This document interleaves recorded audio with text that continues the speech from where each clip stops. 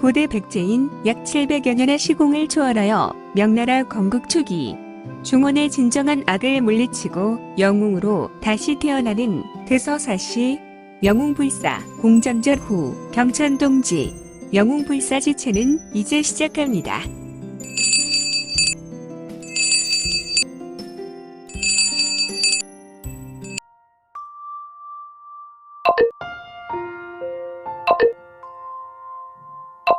구독과 좋아요, 알림 설정 부탁드립니다.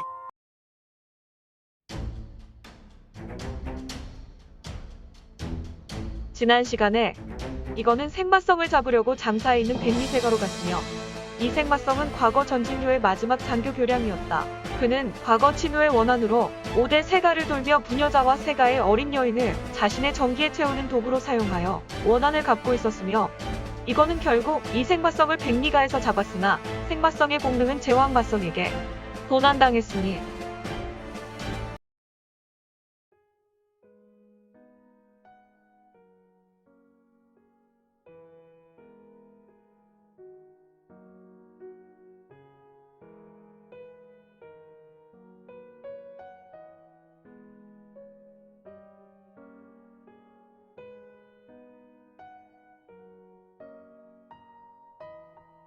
제16장 제왕마성 외전 11화 마교의 오행기주들은 모두 각자 기두들을 들고 있었는데 도의 끝은 매우 특이한 머리 모양을 하고 있었고 그 모양새는 꼭 사람의 머리로 또는 도깨비의 머리로 연상하기에 충분하여 정말 기이한 모양의 도였다.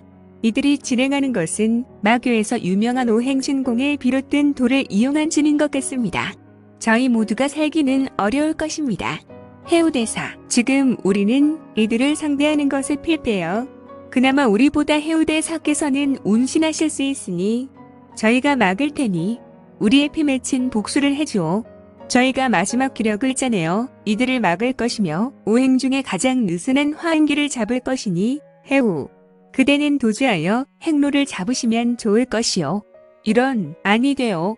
해우대사님, 그렇게 하시지요. 오죽했으면 그마도 인정현지님께서 이렇게 이야기하겠소. 허허, 이 사람들 자신들의 희생에 내가 여생을 연장한들 부처께서 좋아하시겠소. 대사님, 그동안 대사님과 강호행을 하여 즐거웠습니다. 먼저 피하는 세상으로 가려니 좀 더 세상에서 불도를 닦으며 해탈시시고 후회 봅시다. 참, 황보세가에 일권 무적께서도 왜 그러시오. 나도 대사께서 가시는 길에 항복하겠습니다. 이런 강호대 협대께서 이러시니 면목 없습니다. 해우대사, 꼭 저희가 오행진의 화기주에 집중을 할 것이니 꼭 그 방향으로 전개하고 그대의 최고 경공인 연대구품을 십성 발휘하여 도주하시오. 그리고 우리의 복수를 소림사와 무림맹에 부탁하오. 이제 해우대사와 나머지 정파인들은 눈으로 수신호를 맞추어 고개를 끄덕인 후 오행신공을 맞서 나간다. 천수이화, 목중토벽, 혈종금천, 오행기는 다섯은 수시로 자리를 주고받으며 강력한 칼바람을 일으켰다. 그리고 이에 맞서는 정파인들은 매우 기이한 행동을 하였는데 이때 우레와 같은 소리가 장내에 울려 퍼졌다. 소리가 울리며 장내에 윙윙거렸다. 헉, 조심해라. 저들은 양패고상의 수다. 마치 불가의 사자후 신공을 바라는 것과 같이 최중도 황금 귀면수라탈의 주인공은 묘성을 바랬다.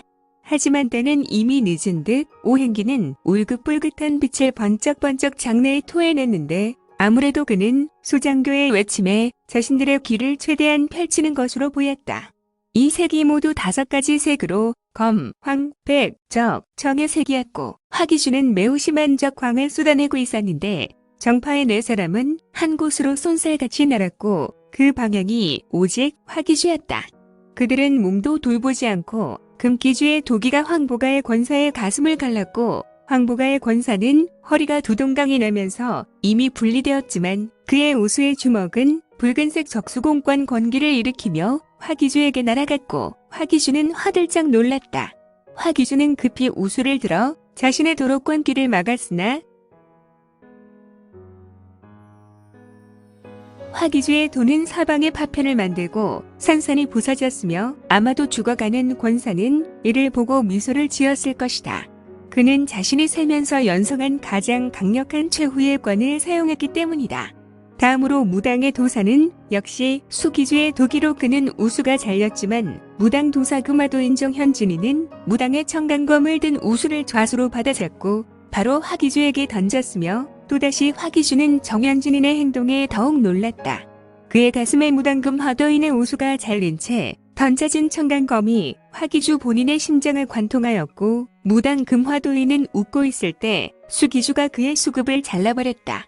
이제 점창의 조동화와 화산파에 이철성의 검은 화기주의 목과 두 다리를 모두 잘라버렸지만 이들 또한 목기주와 토기주에 의하여 심장은 쪼개졌고 머리는 절반이나 갈라져 두 명은 비명횡사했다.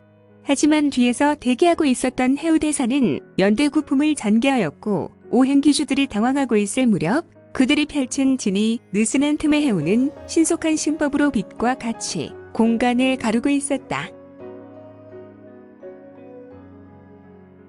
그러나 정파인들의 희생에도 불구하고 쾅쾅쾅 으악 주황색의 빗무리가 장내를 쓸고 지나갔고 바닥에는 해우대사가 대자로 뻗어 있었다.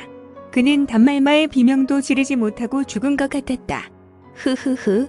무림에는 유명한 소림사의 절대보법인 금강부동신법이라는 무공이 있지.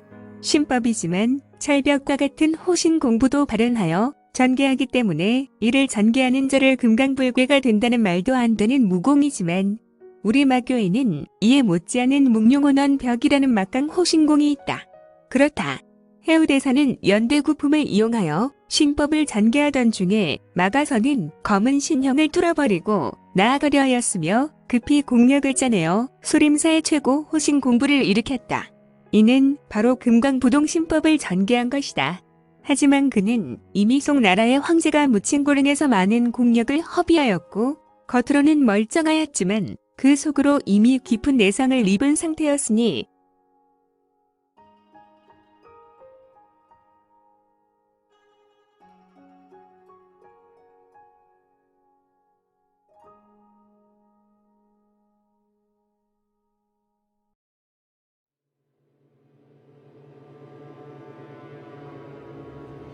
오늘 준비한 내용은 여기까지입니다. 아쉽지만 다음 시간에 다시 만나 뵙겠습니다. 오늘도 대박 나시고 최고로 멋진 하루 되세요.